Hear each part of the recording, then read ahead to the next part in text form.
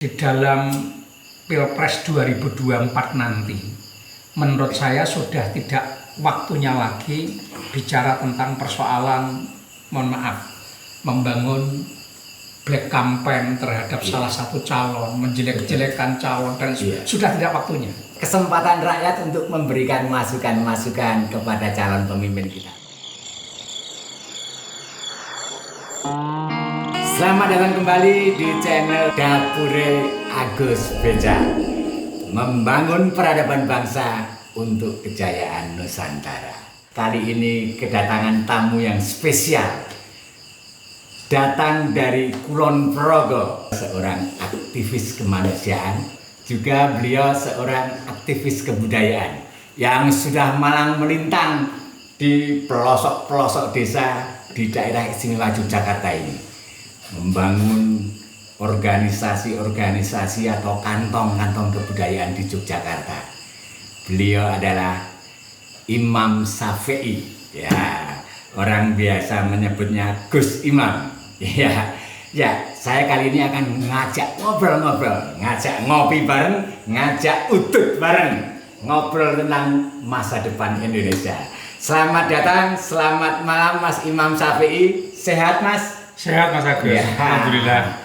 Luar biasa. Bagaimana kabarnya Mas Agus? Ya, baik, sehat. Terima kasih. Saya malam hari ini merasa terhormat. Kedatangan tamu yang istimewa. Ya.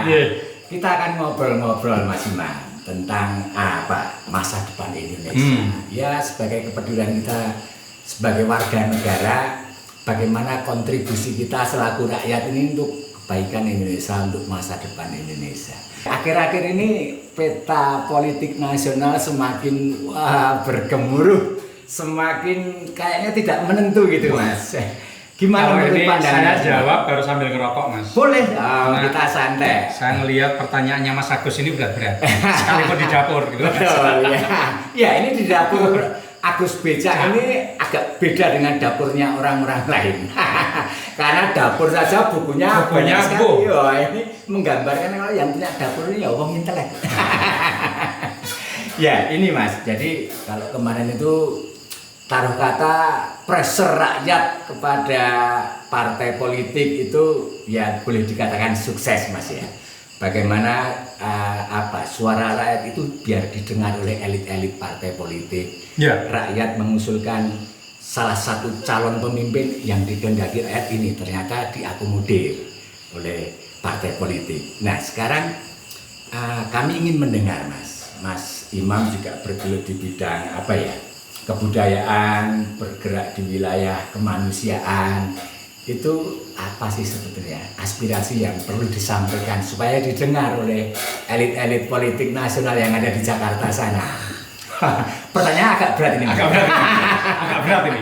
Tapi saya harus menjawab pertanyaan Mas Agus. Yang pertama, saya terima kasih diundang di podcast dapurnya Mas Agus Beca. Ini sangat luar biasa Mas. Luar biasanya satu, bahwa ternyata dapur itu bisa menjadi satu tema. Betul. Bukan hanya sebatas untuk memasak, tapi mampu untuk menyuguhkan suatu. Betul. Salah satunya ini.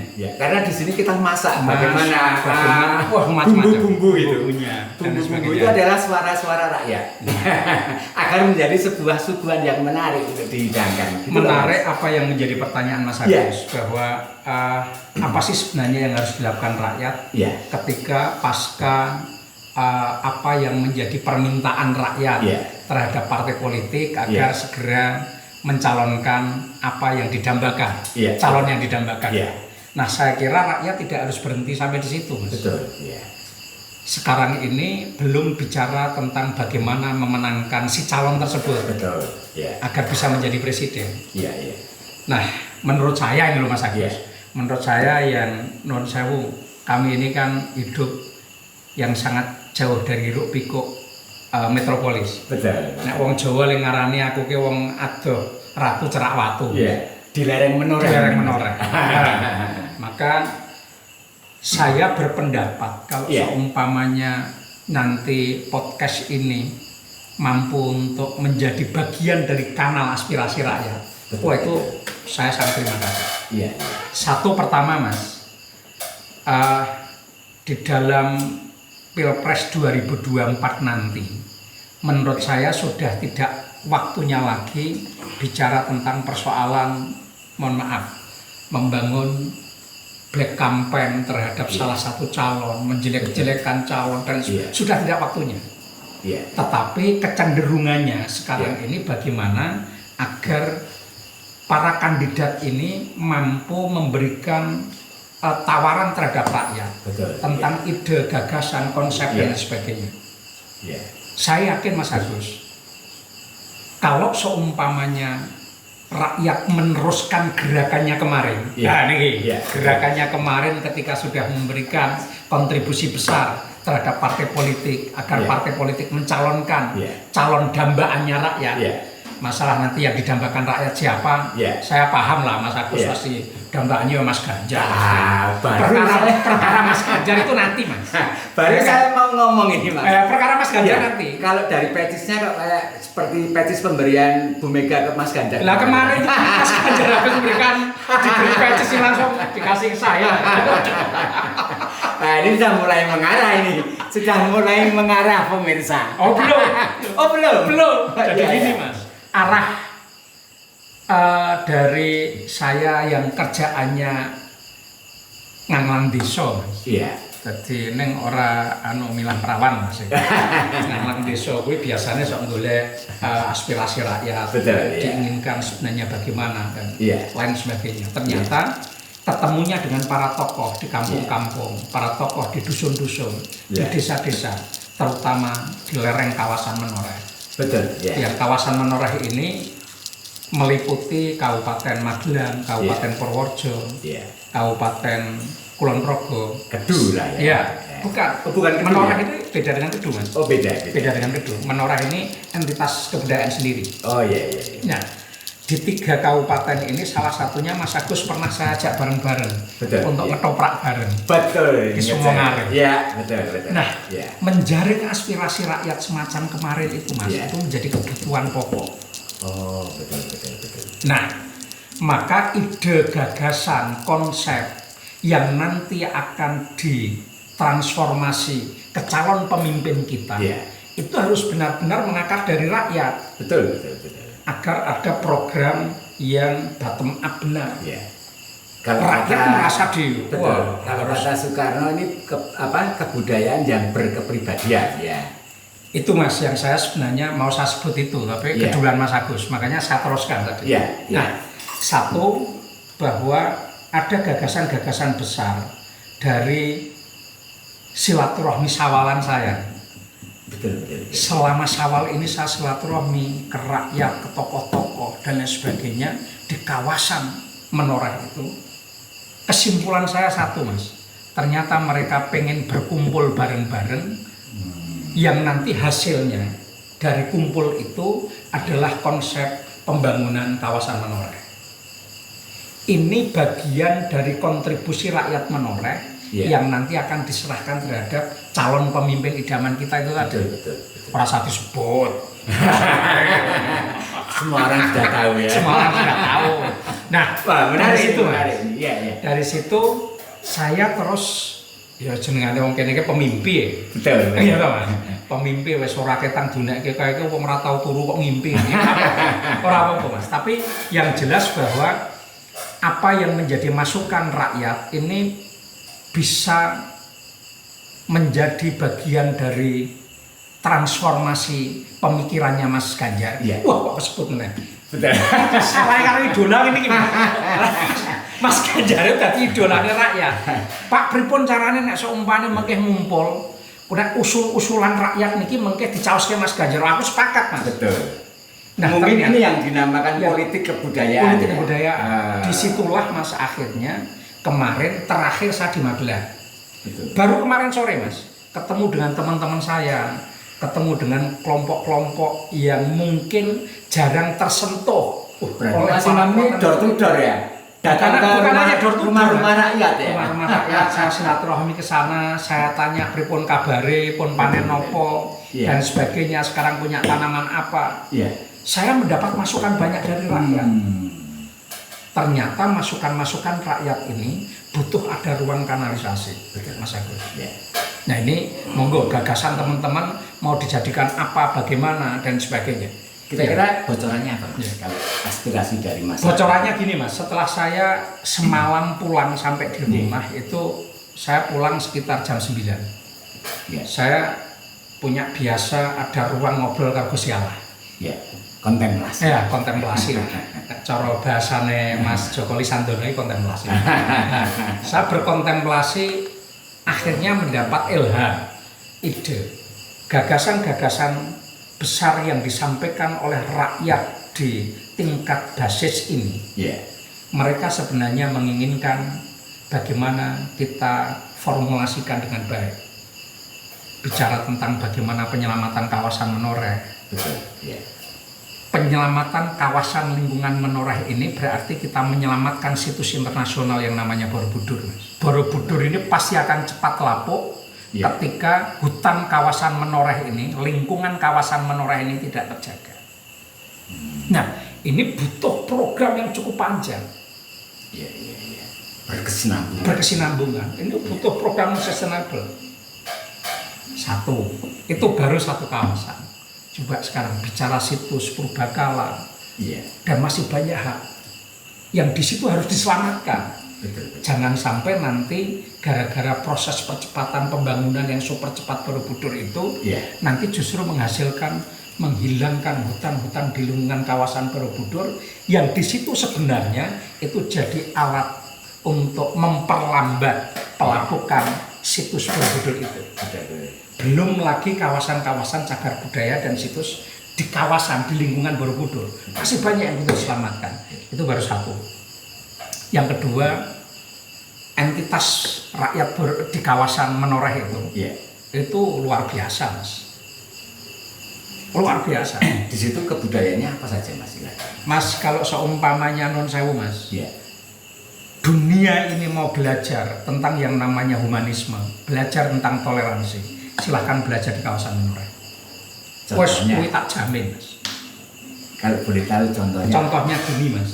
Ini yang gampang setiap hari kita lihat.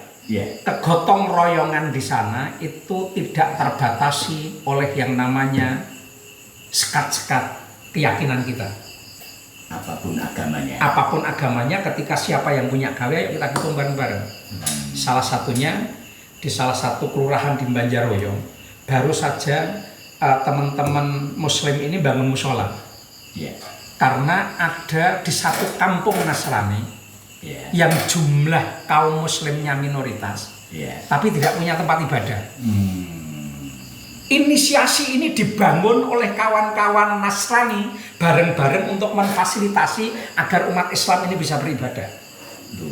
Luar biasa. Namanya toleransi di sini. Nah ini orang-orang yang berani, Mas. Nah, di kawasan Menoreh hal-hal semacam ini menjadi kultur. Nek ono wong Muslim bangun masjid, bangun musola, konco-konco Buddha, konco-konco Nasrani, konco-konco Katolik ya bareng-bareng butuh kerja bakti niku, gotong royong itu. Begitu juga ketika teman-teman bangun wihara di situ, ya sudah, teman-teman Muslim, teman-teman Katolik sama saja ketika bangun gereja juga begitu. Dan ini sudah menjadi budaya mereka. Sayang kemarin itu agak ternodai oleh ulah-ulah organisasi yang tidak bertanggung jawab, ya, Mas. Boleh diceritakan, Mas? Ini yang menjadi tanggung jawab besar, bahwa calon pemimpin ke depan harus mampu untuk membangun harmonisasi ini. Ini menjadi satu kebutuhan kuat. Makanya titik berat kula silaturahmi kemarin, Mas, sawalan kemarin. Baik itu di tempat para kiai-kiai, di tempat para tokoh-tokoh masyarakat, nenggon rakyat, kebutuhannya apa? Pak, damelo tentrem. Pemimpin sing ajeng dugi niku saged damel tentrem rakyat. Lho kedah tentrem kados pundi? Menawi kula nyekolahke anak, niku ya kula le nyambut gawe tenanan, mboten geganggu napa-napa, le menandur, le tetanen, lan sak panunggalane. Saya berada di dalam ruang zona nyaman yang bisa membahagiakan terhadap anak istri saya. Satu. Yang kedua, persoalan kesempatan. ruang kesempatan mereka untuk bisa belajar, untuk bisa berpendidikan dan sebagainya, ini sekarang sangat luar biasa. Loh Mas, ampun glanyongan Mas.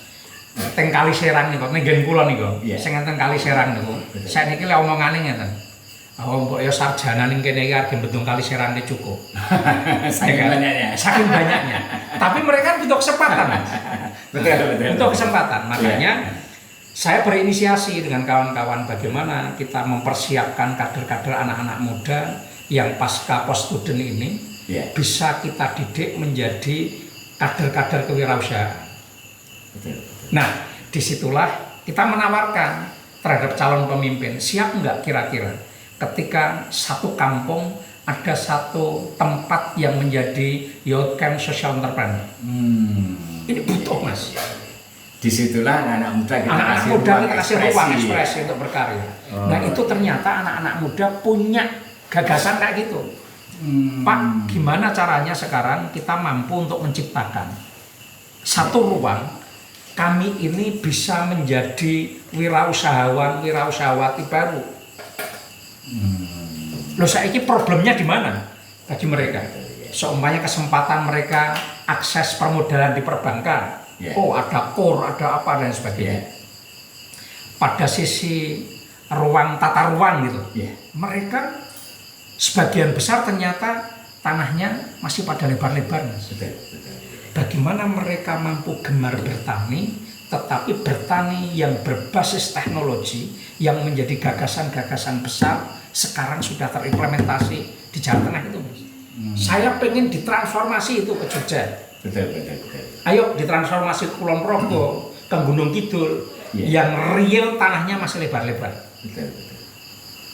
Lho, nyegah urban kan tenanan Mas, ora wis kabeh nebak ning Jakarta. Apa ya dianggep nek wong wis iso numpak kereta tekan Jakarta, tekan kono dadi mulya ya ora. Sekarang bagaimana membangun kemuliaan itu berada di kampungnya masing-masing. Betul. Ada pemberdayaan. Ada pemberdayaan di situ. Maka setelah kemarin penyelamatan kawasan itu, harapan saya sekarang masuk berada pada program-program pemberdayaan terhadap rakyat. Konsepnya nanti didiskusikan. Makanya mendiskusikan ini tidak cukup di podcastnya Dapurnya Mas Agus. Jadi sinilah apa ya istilah kalau Mas non sewu Mas, niki kula tak ngombe sik. Oh silakan. Moga satu juri. Moga. Ya, ini kalau di istilah yang sering kita dengar apa ya, membangun ekonomi kerakyatan. Sustainable dari apa pembangunan kawasan ini tadi ya. UMKM ini harus dihidupkan. Nah ini saya jadi ingat program-program Mas Ganjar di Jawa Tengah juga ini. Bagaimana memberdayakan Mas Agus mengikuti juga program-programnya Mas Ganjar Jawa Tengah. Itu ngolet aja saya ikuti kok. Kemana berarti mengidolakan bener ini Mas. Luar biasa ini. Nah ini kita sampai pada tahap kedua ini Mas. Jadi kita sudah bicara tentang politik kebudayaan, politik ekonomi. Oke, berarti saya selesaikan ya Mas, yang tahap pertama ya. Oke. Jadi satu ketika sudah masuk, sekarang ini kan banyak. Begitu ada gerakan social entrepreneur yang kita lakukan dengan anak-anak muda ini, bermunculan produk-produk UMKM yang dimiliki oleh mereka. Baik dari food, handicraft, ini bermunculan. Nah inilah yang nanti kita mempersiapkan ruang. Bagaimana konsep-konsepnya agar kawan-kawan ini terakomodir di dalam ruang yang mampu memuliakan dirinya, memuliakan kampungnya, memuliakan daerahnya, tidak harus menjadi pekerja pabrik di mana-mana. Betul. Tidak harus keluar dari desanya. Artinya bahwa program pemberdayaan ini nanti akan kita breakdown secara teknis semacam apa.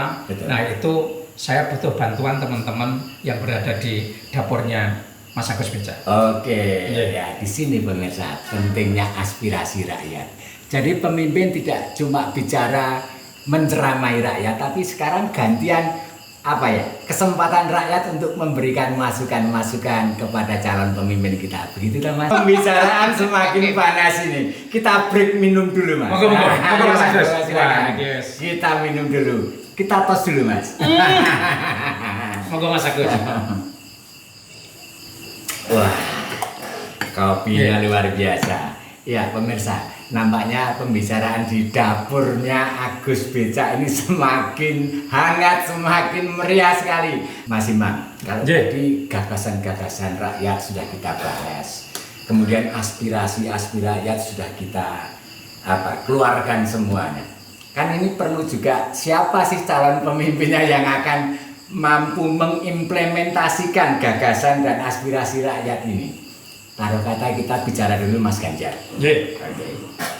Kalau capres-capresan kemarin itu kan kayaknya 3 itu yang menonjol ya. Ada Mas Ganjar, ada Prabowo, ada Anies. Oke, kita bicarakan dulu Mas Ganjar. Saya pengen dengar dari Mas Imam. Kira-kira kalau capresnya sudah ini, kira-kira siapa sih suara rakyat ini yang cocok dijodohkan dengan Mas Ganjar ini siapa? Ini Mas Agus itu selalu memberikan pertanyaan yang saya sulit untuk tidak menjawab. Saya harus menjawab sekalipun ini pada ruang praktis. Mas. Gini Mas, saya mohon maaf secara profiling, saya sangat kenal sama Mas Ganjar, sama dengan Mas Agus. Bahwa saya lahir di Jawa Tengah, saya kebetulan lahir di Magelang, di Gerabak itu, saya melihat pembangunan di Jawa Tengah itu sampai ke lorong-lorong desa. Betul, sangat luar biasa. Tumbuhnya pariwisata yang diinisiasi oleh rakyat, disporting oleh pemerintah.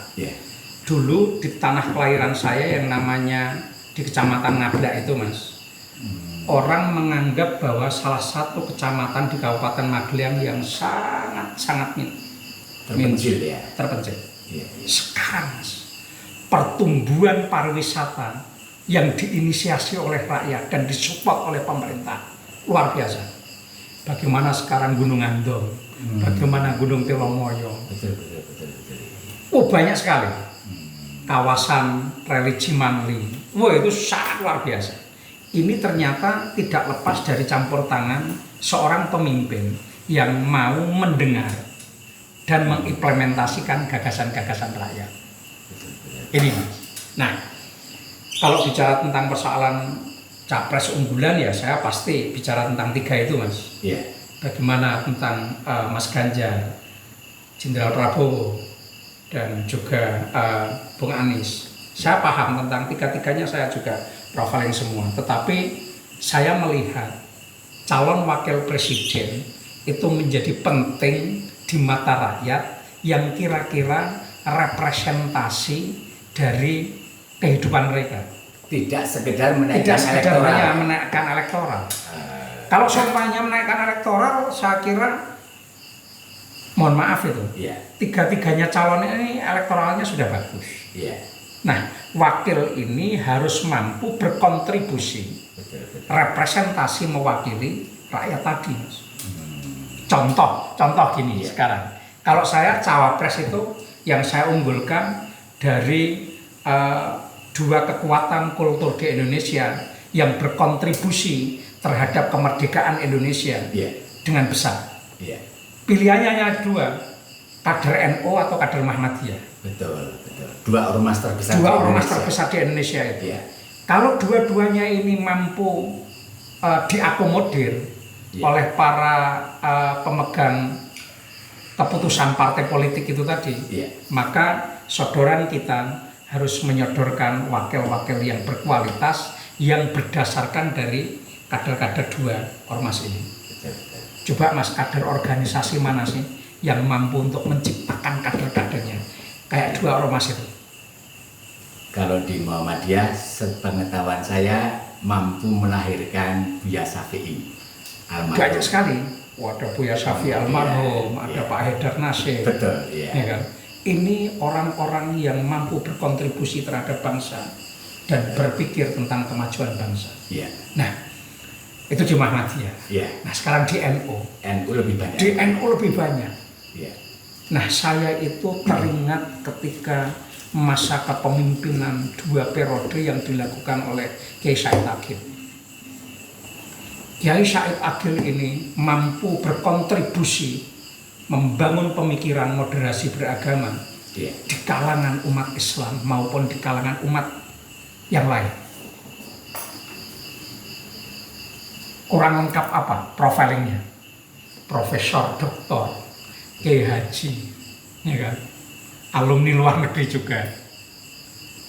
Kalau bicara pada dia seorang ulama yang mohon maaf dengan kesederhanaan beliau, ini kalau semuanya bicara profiling beliau, tapi bukan berarti kok kita akan terus memaksakan harus Kiai Said, enggak.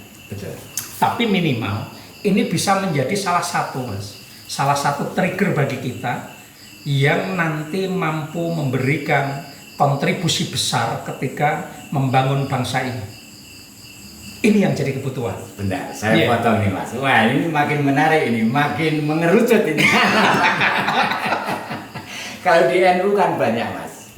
Ada Kiai Said, ada Mahfud MD, ada siapa lagi? Gus Yahya. Gus Yahya dan sebagainya. Nah, mungkin kalau sedikit kita memakai pisau analisis ya, kan kita mungkin bisa menghitung untung ruginya, resistensinya. Alasan Mas Imam menyebut nama Kiai Said ini apa? Ini contoh loh Mas. Oh, cuma contoh. Mas, contoh. Saya akan juga memberikan profiling yang lain. Contoh seumpamanya kader-kader muda di NU. Ada Cak Imin. Ada banyak. Ya. Nah, itulah yang mungkin salah satu yang kita contohkan. Contoh seumpamanya di Muhammadiyah. Kiai Haji Haidar Nasir ini seorang pembaharu di dalam Muhammadiyah yang berbicara tentang kemajuan bangsa ini. Profesor Ali Mukti, banyak sekali Mas. Nah, dari situlah sebenarnya para founding father partai politik kita itu mencoba sudah mulai menjaring itu, Mas, harapan saya.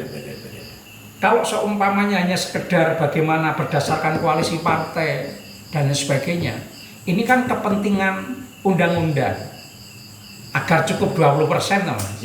Nah, tetapi mengisi 5 tahun pasca Pilpres ini, kalkulasi kita kan bukan hanya sebatas menang. Betul. Tapi yang kita bicara tentang stabilitas bangsa, bicara tentang bagaimana kancah hubungan internasional kita, dan itu hampir semua dasar pondasinya sudah dilakukan oleh pendahulunya yang namanya Joko Widodo, memberikan dasar-dasar yang cukup luar biasa. Dan ini perlu dilanjutkan. Nah, sekarang ini kalau kita sampai salah memilih wakil, dan memilih orang yang mohon maaf tidak sepaham dengan gagasan-gagasan pendahulunya untuk melanjutkan, bermasalah Mas nanti ke depan.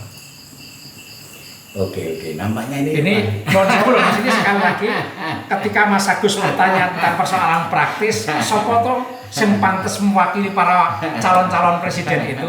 Nah, satu Kiai Said, dua ada Kiai Haji Haidar Nasir, yang ketiga ada Pak Mahfud MD. Nah, dari 3 calon ini, saya kira calon yang menjadi tren baik di media sosial, di media lini masa, di media-media mainstream. Ini 3 calon ini kan menjadi pembicaraan hangat sekarang.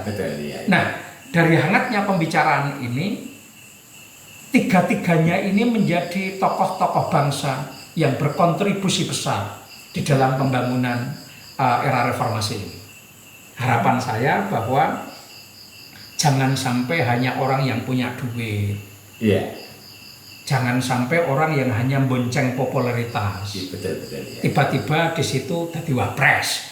Waduh, akhirnya berjuang nanti sok ketepuk ringko, ngono kayak aku sok nonton bapak Mas Agus dan teman-temannya jadi masalah nih.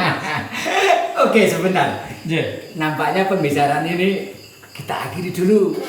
Nanti tidak terus ngobrol. Ayo ngobrol kemana-mana. Makanya Mas Agus, aja mancing-mancing toh Mas. Jangan mancing-mancing yang praktis. Yang jelas saya sudah mengantongi nama dari stressing ini tadi. Ini Mas Agus hanya ngelabuin saya biar janjane Iman kuwi dukung sapa iki ngoten. Wah, iki kebongkar ya. Sampailah sekarang kita di epilog dari dialog kita malam hari ini, Mas. Siap, Mas. Kalau tadi di awal kita sudah bercerita tentang gagasan dan aspirasi rakyat, kemudian tadi capres cawapres. Nah, itu Mas Agus ternyata hanya mencari tahu saya tuh sebenarnya dukung siapa gitu Mas Agus. Bicara capres cawapres. Iya, betul. Pokoknya kaum santri itu harus terwakili. Betul. Iya, betul. Nah, untuk dua pembicaraan di depan tadi supaya bisa itu menjadi kenyataan, bukan hanya impian dari rakyat. Tentu kan butuh pemimpin, Mas. Yeah. Nah, supaya pemimpin itu bisa memenangkan aspirasi kita, memenangkan gagasan kita, kira-kira strateginya seperti apa sih, Mas? Mas Imam kan sudah sering terjun ke masyarakat, tentu punya strategi-strategi tersendiri untuk memenangkan idola kita itu. Gini, Mas, saya ada tawaran sebenarnya. Ya. Tawaran gagasan yang sebenarnya sudah menjadi diskusi lama. Betul. Terhadap kawan-kawan. Ya. 1 tahun yang lalu ketika kita bersama-sama dengan beberapa kawan untuk melakukan roadshow dengan rakyat, baik dengan petani, dengan PNS, dengan siapapun, buruh nelayan. Itu semua ternyata mereka menginginkan, yuk daripada nanti kita mohon maaf menyampaikan aspirasi sendiri-sendiri, itu pasti kasihan calon harus menerima sekian elemen rakyat gitu dan sebagainya. Nah, gagasan saya bahwa bagaimana ketika aspirasi rakyat ini kita kanalisasi lewat para relawan-relawan yang sekarang sudah terbentuk ini. Karena relawan-relawan yang terbentuk ini kan juga tidak lepas basisnya dari buruh, petani, nelayan, pedagang, UMKM dan sebagainya banyak. Nah, yuk sekarang yang punya relawan-relawan di masing-masing daerah itu sesuai dengan kultur masing-masing, kita selenggarakan pertemuan dengan mereka. Bentuknya apa? Kalau saya contoh, ini hanya contoh saja, Mas. Contoh semuanya di Jogja. Yuk kita bareng-bareng bikin Kongres Rakyat Mataram. Betul. Gagasan, ide, pemikiran tentang pembangunan ke depan 2024 ke sana itu kayak apa? Di samping kita melanjutkan program-program pemimpin yang sudah, gagasan-gagasan yang lain, apa yang harus kita lakukan? Yang muaranya adalah untuk kesejahteraan rakyat. Ingat loh Mas, kita itu nanti akan mendapat bonus yang namanya bonus demografi. Betul. Itu sekarang banyak sekali anak-anak usia yang besok 2024 memilih itu sekarang masih sangat-sangat belia. Dia masih 16 tahun, baru mau 17 tahun. Besok mereka akan memilih. Nah, satu sisi kita dihadapkan dengan dunia yang begitu cepat melakukan perubahannya. Masih ingat tuh Mas, ketika masa-masa usia muda kita? Betul. Apakah secepat ini transformasi informasi yang akan dilakukan? Seakan-akan nggak masuk akal. Kita sekarang mau menjelajahi Amerika, mau menjelajahi Eropa, itu cukup di rumah bisa. Nah, transformasi gagasan-gagasan rakyat yang begitu cepat itu, yuk sekarang kita selenggarakan. Contoh seumpama Kongres Rakyat Mataram, Kongres Rakyat Parayangan, Kongres Rakyat Pasundan, Kongres Rakyat Betawi. Sebentar Mas. Kongres Rakyat Borneo. Menarik. Kongres Rakyat Mataram, Kongres Rakyat Betawi dan kongres-kongres yang lainnya. Nah, ini kira-kira formatnya akan seperti apa, Mas? Nah, apakah ini akan menjadi semacam rapat akbar rakyat begitu? Kemudian satu relawan pating celebung gitu atau gimana? Enggak, ya tetap representasinya sebagaimana ketentuan keterwakilan. Oh, begitu ya. Yuk, sekarang teman-teman relawan-relawan yang sudah ada itu, ada sahabat Ganjar, ada kancane Ganjar, ada macam-macam itu. Iya. Oh, kok nyebut Mas Ganjar lagi? Wah, memang orientasi kita mencari pemimpin masa depan Indonesia kok. Gini Mas, jadi relawan-relawan yang sudah ada itu, Iya. ayo bareng kita kumpul. Betul. Wes Iya. dinamai kongres ya monggo, dinamai apapun Iya. gagasan ini. Iya. Tetapi kumpulnya kita itu harus produktif. Betul. Membicarakan tentang gagasan, konsep dan sebagainya tentang masa depan Indonesia demi kejayaan Nusantara tadi. Apa sekarang gagasan? Jadi ini semacam rekomendasi dari Rekomendasi. rakyat begitu ya. Rekomendasi Untuk rakyat kita serahkan untuk pada kita calon serahkan terhadap pemimpin. calon pemimpin. Oh, betul. Nah, nanti muaranya setelah ada Kongres Borneo, Iya. Kongres apapun, nah itu kita bikin ketemunya Kongres Nusantara. Goalnya Kongres Rakyat Nusantara ini Oh. bertemunya calon pemimpin ditodi nek wong Jawa. Iya. Apa Hei, itu Mas ditodi itu? Mas calon pemimpin. Iya. Ditodi itu Mas, ditanya keseriusannya. Oh iya. Hei Mas calon pemimpin, ini ada amanat rakyat yang harus diserahkan terhadap panjenengan untuk sanggup membangun Indonesia masa depan dalam rangka kejayaan Nusantara. Sebentar. Ini mulai Ini Mas yang saya inginkan. Sebentar. Jadi ini semacam platform kan Mas? Iya, Visi misi. visi misinya. Jadi tidak hanya dari kelompok elit saja yang menyodorkan platform Ini Mas itu ya? harapannya bahwa platform visi misi itu jangan dimonopoli oleh partai politik ataupun para elit. Tetapi platform visi misi calon pemimpin 2024 itu harus meneruskan apa yang pernah dilakukan oleh Pak Jokowi.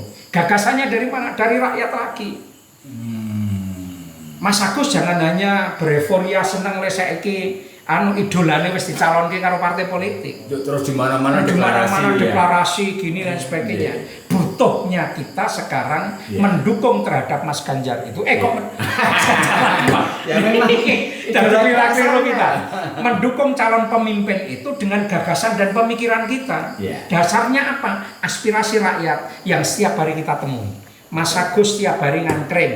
Iya. Neng angkringan mesti Mas ono selentingan sing macam-macam. Betul. Neng pasar kita jalan-jalan ke view-view yang bagus sawah-sawah itu Mas, itu nggak ada view sawah itu kalau nggak ada petani yang mencangkul, nggak ada mbok-mbok yang tandur. Betul. Mereka butuh didengar aspirasinya. Nggak mungkin lah kalau semuanya setiap hari calon pemimpin itu keliling saben dino jajah desa Milangkori ora kelakon Mas. Nah, butuh orang-orang semacam kita yang masih ada ruang waktu untuk berkomunikasi dengan mereka. Setelah itu dibawa, ayo berdasarkan keterwakilan di sahabat-sahabat yang mendukung siapa calonnya, relawan-relawannya, yang koncone Ganjar, sahabat Ganjar, macam-macam itu, yuk ngumpul jadi satu. Gagasan pemikiran sampean ki opo? Aja mung cukup memenangkan.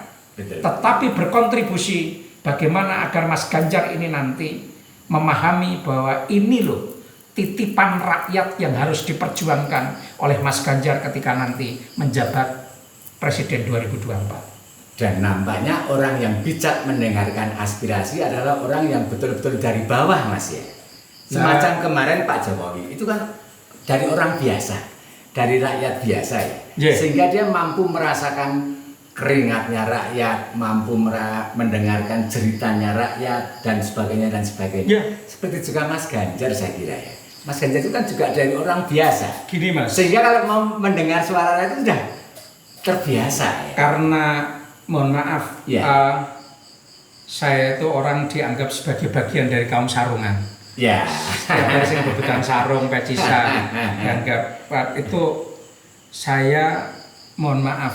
Iya. Yang namanya mertuanya Mas Ganjar ini kan seorang ulama. Iya. Garwane Mas Ganjar Mbak Atikoh ini, Iya. ini juga seorang ning.